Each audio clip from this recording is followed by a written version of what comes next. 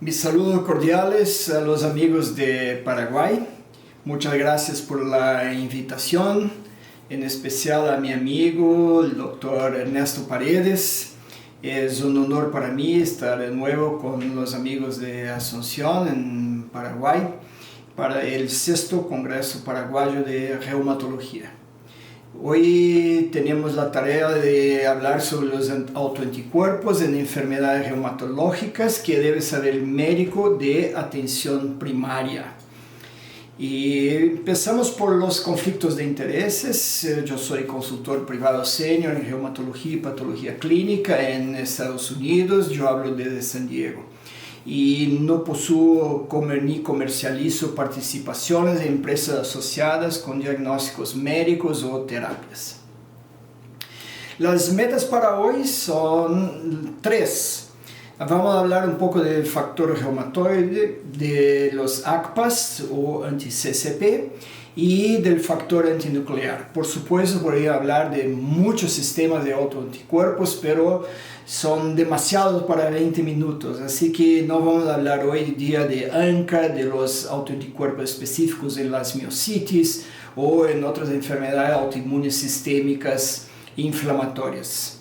En otra oportunidad me comprometo a aprofundar estos temas. Así que vamos a comenzar con el factor reumatoide, que es una anti-IgG humana. El factor reumatoide puede ser determinado por técnicas distintas. Ustedes conocen la del látex hace muchos años. Ahí a la derecha hay una prueba que ustedes pueden mirar. Es una reacción homogénea. A la derecha es un control negativo y a su lado una aglutinación de las partículas de látex por la presencia de un factor reumatoide IgM en el suero de un paciente con artritis reumatoidea, que ustedes ven las manos ahí abajo. Una otra manera sería por nefelometría o otros ensayos que son automatizados, o también por Waller-Rose. Waller-Rose no es utilizado más por algunos motivos, no acrescenta mucho, así que creo que usted puede olvidar de este teste sin ningún problema. Una cosa muy importante es que el factor reumatoide es negativo en la enfermedad temprana. Cuando el enfermo se aproxima del clínico y está con 1 mes, 3 meses, 6 meses de enfermedad, de dolor articular, puede ser que usted pida el factor reumatoide y aún sea negativo. Suele ser positivo después de algún tiempo, pero no en todos los enfermos, como vamos a ver. Él está positivo en unos 85% de los casos de artritis reumatoide que sean específicos, de verdad artritis reumatoide. Y aquí ustedes miran la IgM, que es una estructura pentamérica que reconoce el fragmento FC de la IgG humana. Hay otros tipos de factores reumatoides, pero este es el más importante. Así que 15% de las artritis reumatoides que de verdad son la enfermedad, porque hay muchos diagnósticos diferenciales ahí, son factor reumatoide negativas. Aquí está otro problema. El factor reumatoide no es específico. Ustedes miren que, como les he dicho, en artritis reumatoide y también en la síndrome de Sjögren primaria, hasta unos 85% tiene factor reumatoide. Pero en la endocarditis bacteriana, en el lupus, en la lepra, en la hanseníase, hasta unos 50% de los enfermos tiene también factor reumatoide. Las artritis crónicas juveniles, hay un subgrupo poliarticular que puede tener factor reumatoide, la tuberculosis también. Y un grupo que tiene factor reumatoide hasta los 10% son los que tienen espondilitis anquilosante, la fiebre reumática, artrosis y artritis psoriásica junto con gota por ácido úrico. ¿Qué se pasa? Es que el factor reumatoide tiene también falsos positivos en algunos enfermos que son normales, así que no son enfermos, son personas de la comunidad que no tienen ningún problema osteomuscular. Aquí ustedes miran la frecuencia de porcentaje de positividad del factor reumatoide en la población general, los varones en amarillo, las mujeres ahí en rosa o violeta. Miren que las mujeres cuando se aproximan de los 60, 70 años, hasta unos 8-9% de ellas pueden tener factor reumatoide sin ninguna enfermedad asociada. Y los varones aún más, hasta los 15-16%.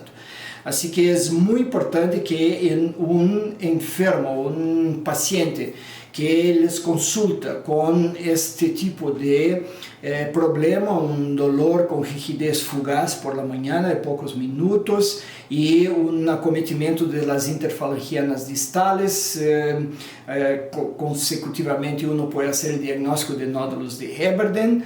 Eso es una artrosis que puede tener factor reumatoide positivo porque esta es una señora con 60 años y puede ser el factor reumatoide falso positivo. Así que no se debe confiar en el resultado del laboratorio y si en la clínica, y claro, por ser artrosis, uno va a mirar las radiografías con los radiólogos que son específicos para eso.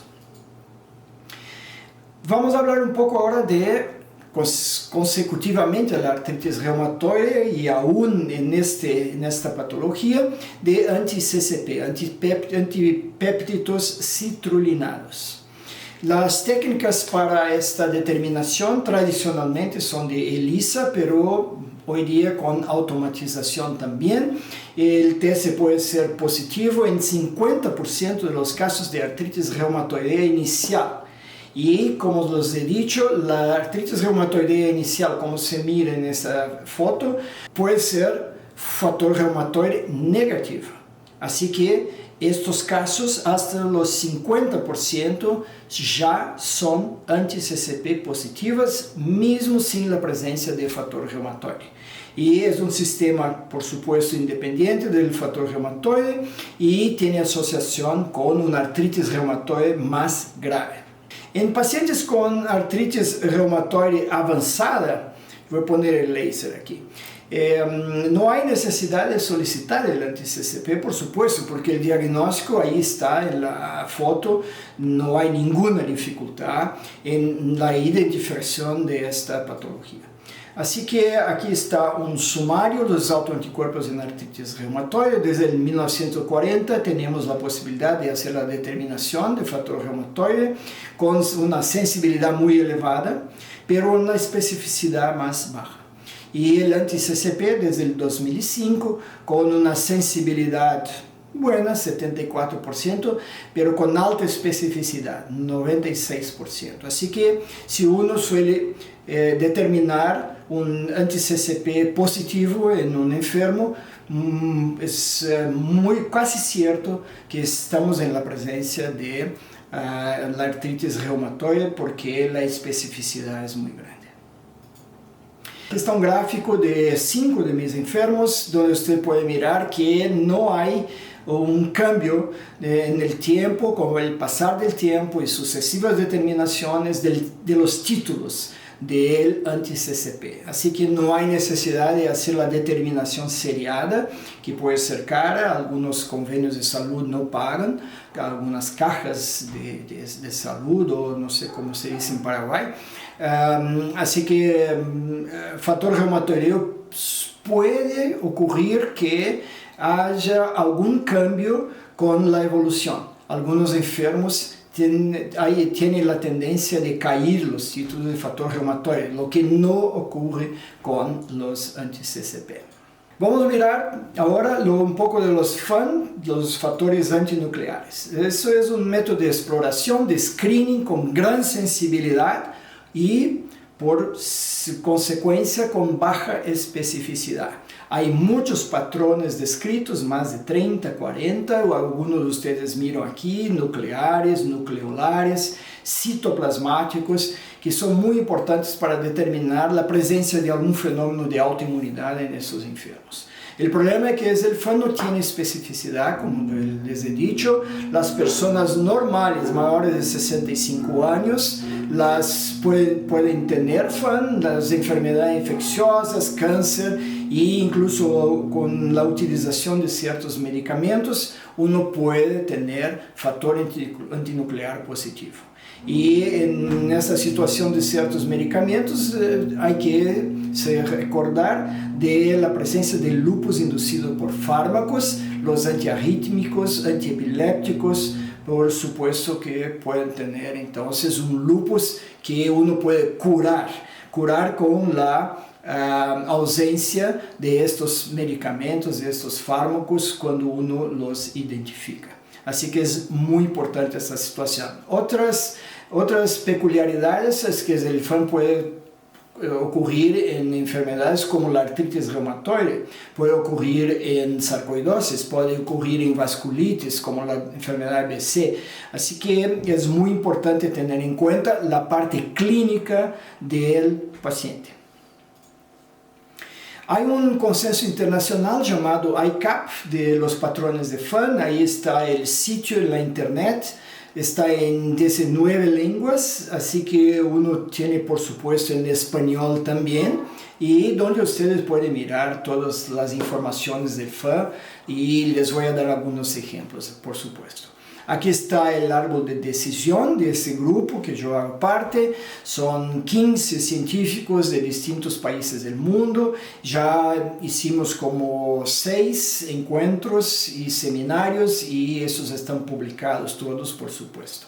Así que es importante que tengamos aquí una clasificación para el FAN negativo, los nucleares, los citoplasmáticos, los mitóticos como patrones más importantes y su subclasificación. Muy importante aquí es decir que en naranja ustedes miran el nivel competente. El nivel competente es el mínimo que los laboratorios tienen que leer en el microscopio y ofrecer a sus clientes, a los médicos. Así que uno tiene que aprender a hacer la determinación de estos patrones que están allí con este color, y los laboratorios que, claro, tienen mucho más experiencia podrían entonces leer los que están en verde. Eso ustedes pueden mirar con detalle después en el sitio que les señalé. A ver lo que pasa con el patrón negativo. El patrón negativo uno podría pensar que si está negativo, como es esta foto negra ahí, o casi negra que ustedes miran, que no hay enfermedad autoinmune, pero puede ser un hallazgo importante el negativo, porque hay una situación en que usted puede tener autoanticuerpos presentes con el FAN negativo. Y ahí están algunos de estos sistemas, el anti-SSA, SSB, el JO1 en las miocitis, el RNP ribosomal, que es específico para lupus, los antifosfolípidos, puede estar presente en el paciente y el FAN ser negativo. Así que hay que abrir los ojos, porque es importante hacer esta determinación en algunos enfermos que tengo la clínica, que podría suscitar la presencia de un lupus, una polimiositis. Yo pido no solamente el FAN, pero ya pido de inmediato estos otros autoanticuerpos que pueden estar presentes. Para los nucleares tenemos algunos ejemplos. El nuclear homogéneo que ustedes miran aquí en las células en intérfase, en reposo, y las células mitóticas, el adensamiento de los cromosomos está ocurriendo con patrón homogéneo también. Así que eso es algo que en el ICAP ustedes pueden mirar con distintas fotografías, distintas fotos. Hay en español aquí a la izquierda el sinónimo y la descripción del patrón, que es importante para el personal del laboratorio, los técnicos, los antígenos asociados, importante para los biólogos, bioquímicos, los científicos, los PhDs, y aquí está antihistonas, nucleosomas, anti-DNA, que son los autoanticuerpos específicos que en el sistema del FAN, en células HEP2, el patrón es homogéneo. Y muy importante para los clínicos, las enfermedades asociadas. Así que ustedes saben que está ocurriendo en el lupus inducido por medicaciones, en la artritis idiopática juvenil y otras posibilidades. Esas son las más importantes. Así que ustedes tienen para cada sistema de este árbol de decisión exactamente todas estas informaciones. Así que es un sitio muy útil.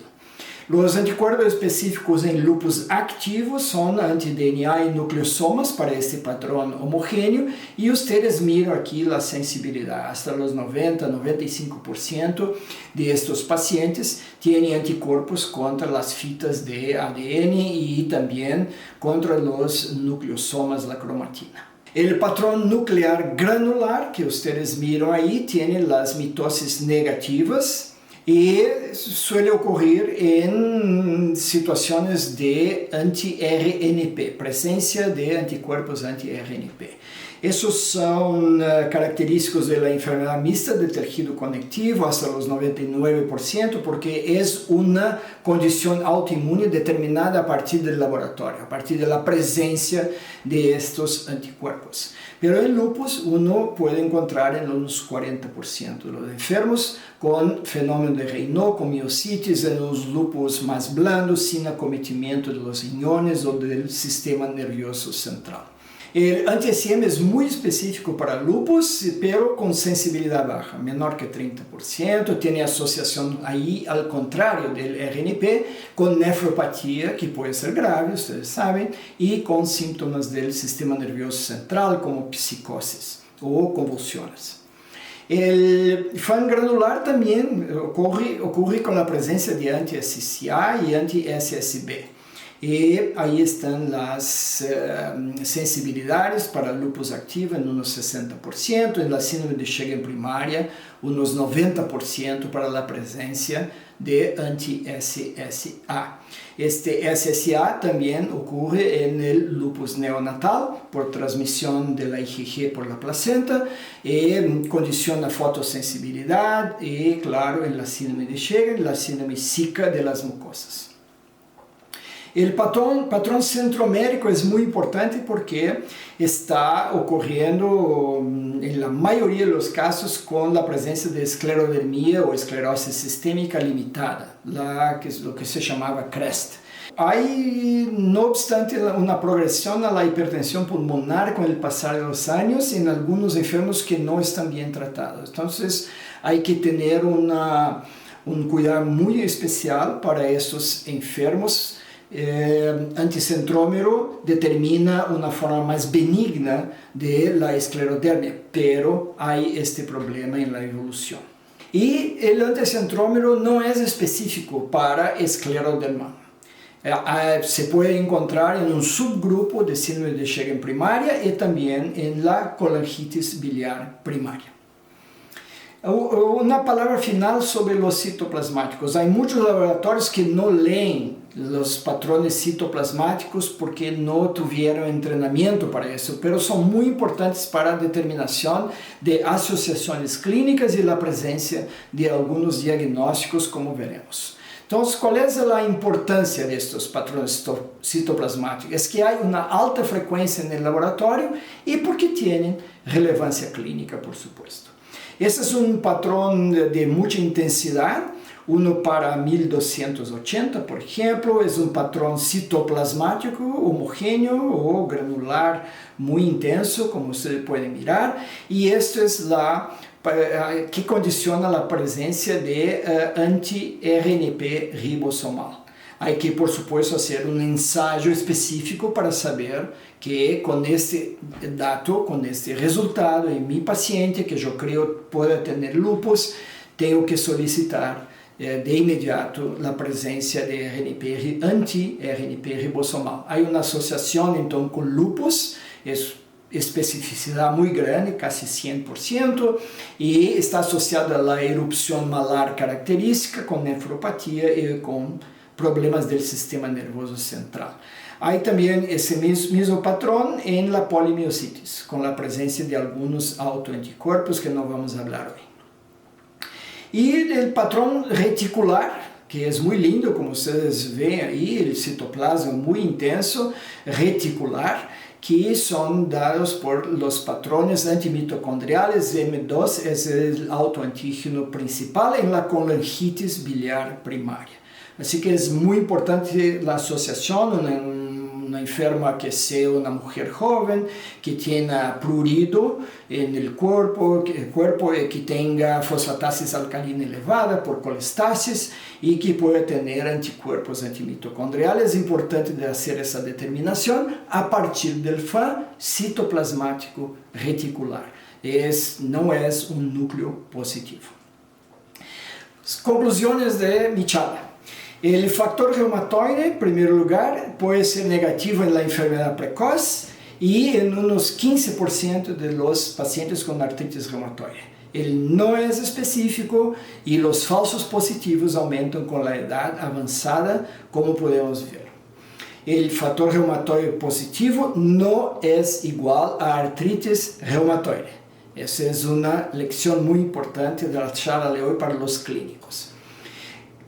Sobre el anti-CCP, es un marcador específico, al contrario del factor reumatoide, y precoz para la artritis reumatoide. Está positivo en 50% de los casos iniciales, los títulos son generalmente altos y no cambian con el curso de la enfermedad.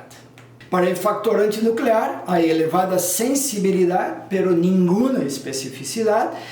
Hay necesidad de ordenar pruebas específicas después de un resultado de FAM positivo y ustedes encuentran todas las informaciones y asociaciones clínicas de todos los patrones reconocidos en www.anapatterns.org, también en español. Así que el FA positivo no es igual a lupus, que no es igual a corticoides. Muy bien, yo me gustaría agradecer la presencia y la invitación a la comisión organizadora del evento y en especial a mi gran amigo el Dr. Paredes, que está conosco hoy, y me quedo para preguntas si hay al final de nuestra actividad. Muchas gracias a todos, un buen día.